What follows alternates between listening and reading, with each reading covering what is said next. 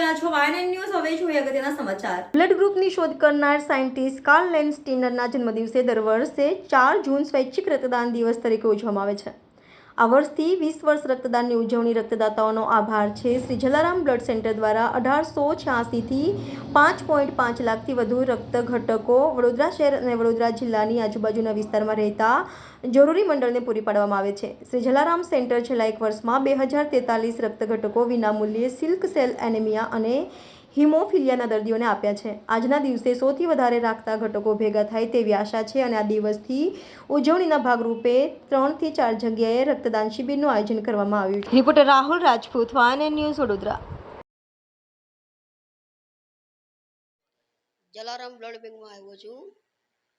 મારું નામ મોહમ્મદ અતીક છે. મેં થેલેસીમિયા પેશન્ટ છું ને મેં 28 વર્ષથી જલારામ બ્લડ બેંકમાંથી બ્લડ લઉં છું ને ફ્રી ઓફ ચાર્જ મને બ્લડ મળે છે ને કોઈ ચાર્જ ટેસ્ટિંગનો ચાર્જ નથી લેતા ને બહુ સહસાકાર મળે છે મને જલારામ બ્લડ બેંકમાંથી. ચોપડામાં જોઈને એક યંગ માણસને પૂછે છે કે પહેલાં તે ટેક્સ ભરી દીધો? એ જવાબ આપે છે વટથી, હા મેં ટેક્સ તો ભરી દીધો છે. ચિત્રગુપ્ત ચોપડો ઉથલાવીને કહે છે કે ના તે ટેક્સ તો નથી ભર્યો. સવારના સૂર્યના કિરણોથી તારા દિવસને જે મેં અજવાળું આપ્યું એનો ટેક્સ તો તારે કોઈ અંધારી ઓરડીમાં થોડો તેજ ફેલાવીને આપવો પડે. તારા શ્વાસમાં હજારો ફૂલોની સુગંધ ભરી એનો પણ તારે ટેક્સ ભરવો પડે. હવામાંથી તું જે ઓક્સિજન લેશે જેની ખબર તને કોરોના કાળ વખતે પડી એ ઓક્સિજનનો પણ તારે ટેક્સ ભરવો પડે.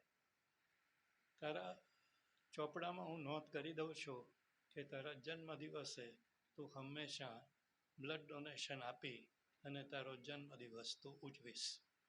આ રીતે જલારામ બ્લડ સેન્ટરમાં અમે લગભગ 10,000 જેટલું બ્લડ એક વર્ષે કલેક્ટ કરીએ છીએ, જે થેલેસીમિયા દર્દીઓ, સિકલ સેલ દર્દીઓ, હિમોફિલિયા દર્દીઓને વિનામૂલ્યે આપવામાં આવે છે. આ સિવાય પણ લગભગ 10 જેટલા દૂરના સેન્ટરોમાં ચેક કરેલું, ટેસ્ટ કરેલું બ્લડ અમે પહોંચાડીએ છીએ, જેથી છોટાઉદેપુર, નસવાડી, કવાંટ જેવા રિમોટ એરિયામાં જ્યારે બ્લડની જરૂર પડે ત્યારે એમને ટ્રાવેલ કરી અને વડોદરા સુધી આવવું ન પડે અને કિંમતી સમય બચી જાય. એટલે આવા બ્લડ સેન્ટરમાં પણ અમે નિયમિત આ રીતે બ્લડ પહોંચાડીએ છીએ. Subscribe now and press the bell icon. Never miss an update.